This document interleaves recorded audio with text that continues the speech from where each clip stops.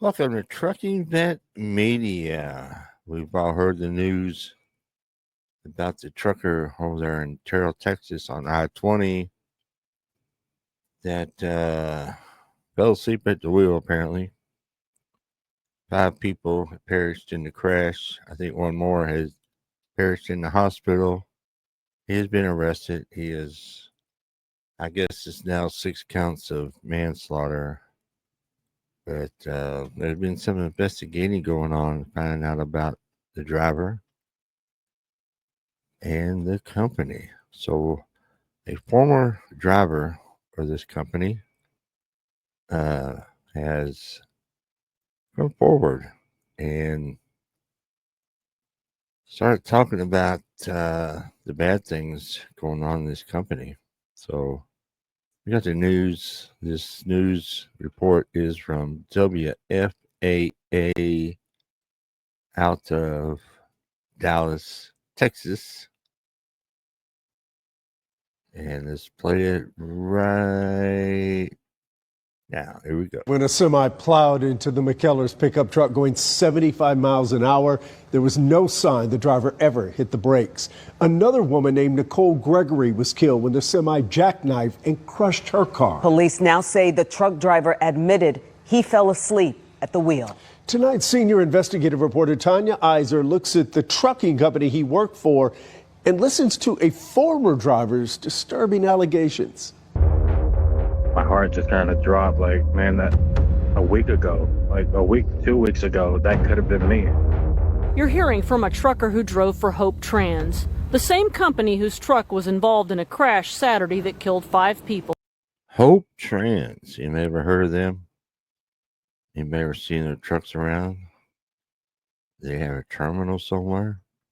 Well, we're going to get to the bottom of that here in a second or two. In Terrell. Court records say the driver in that deadly wreck told police he fell asleep behind the wheel.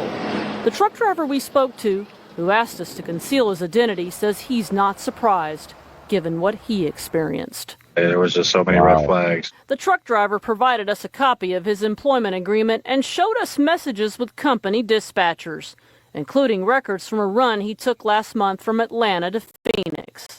They pressured me into this load. By law, truckers can't drive more than 11 hours a day, then they must take a 10-hour break. The 1,900-mile trip normally takes 27 hours of driving. He says he did it in 34 hours. I next day shipped it from Atlanta all the way to Phoenix, off of 3 hours of sleep. Here's the contract for that load, known as the bill of lading.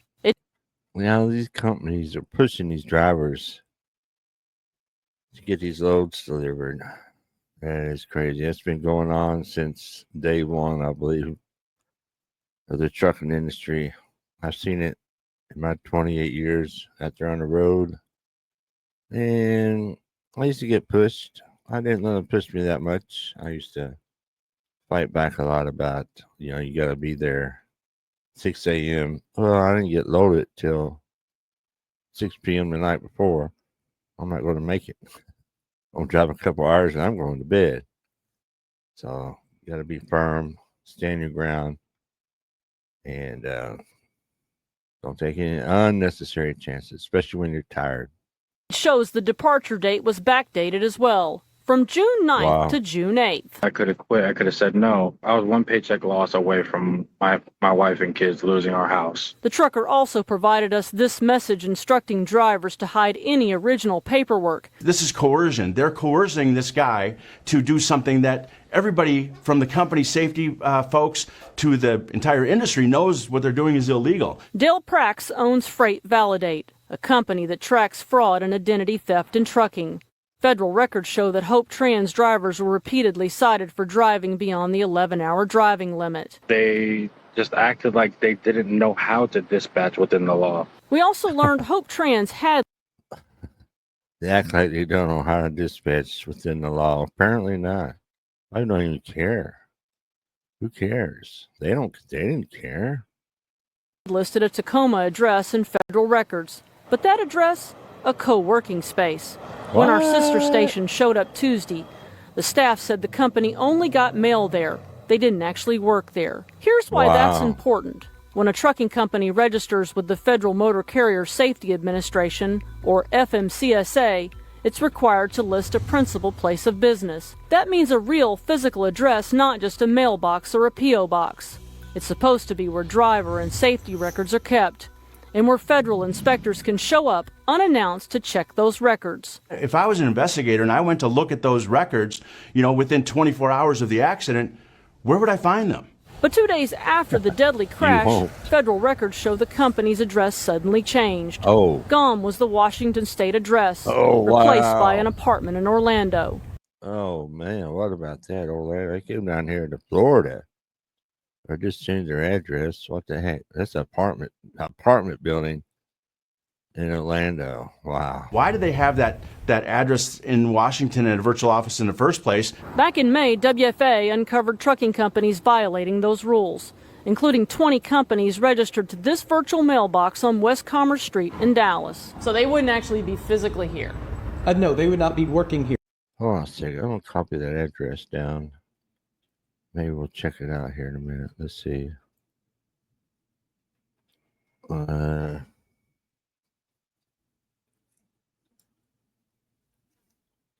What is it? 5956 Bent Pine Drive. Bent Pine Drive.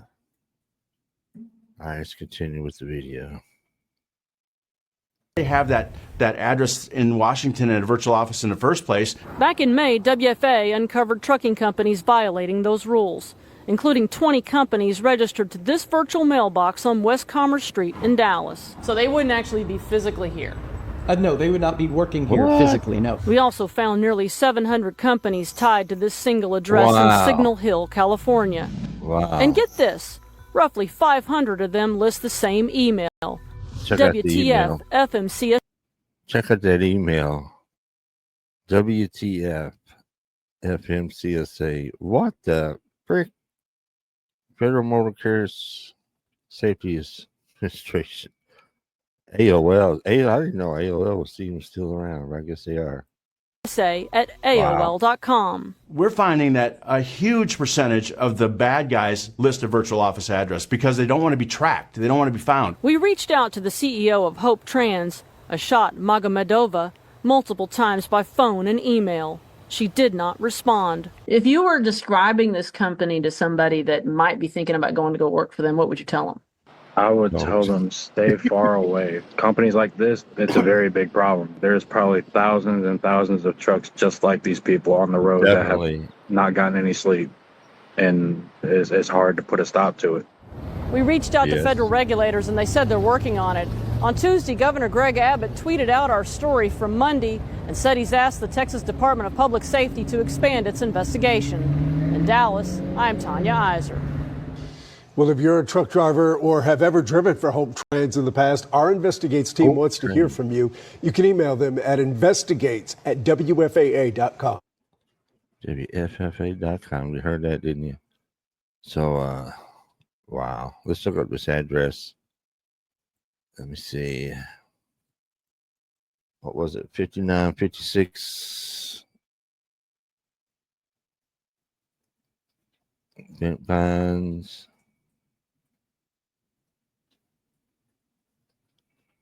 Bent Pine Drive. Let's see. All right, we got it. Let's see. Go back over here. Yeah, man, it's crazy stuff. 5 died at the scene. 1 died in the hospital. And he has been charged. All right, let's see here. There we have it. 5956 Bent Pine Drive. You can tell it is an apartment complex. Look at this. Not sure which apartment it is. They blurred that out.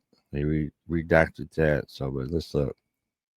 Is there any trucks? Right? Is there any parking for trucks? Is there a truck yard?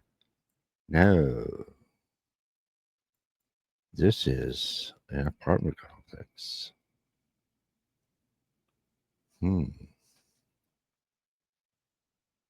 That is crazy stuff.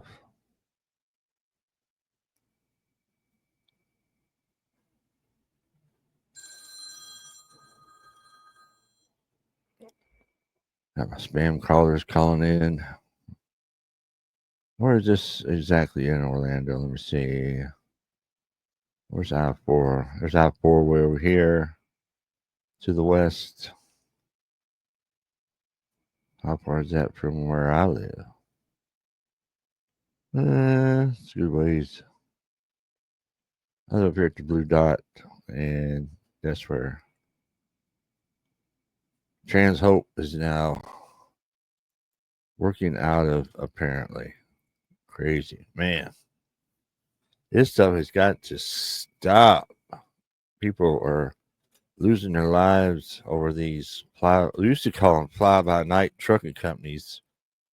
And I've seen it before at truck stops. I've seen the videos where they change the DOT numbers right there in the parking lot with a piece of cardboard and some duct tape. And that's crazy. They just change their name, change the company name, change their address to wherever. You've seen it, apartment complex, no truck parking, no office, nothing. Just get the mail. And this has got to stop. Hopefully the crackdown is going to start and some of this will go away. Bad black eye on the trucking industry. So let me know down in the comment section what y'all think about this. Follow me on X at Trucking Vet Media. I would appreciate it. I appreciate everybody watching. Everybody have a good day and stay safe.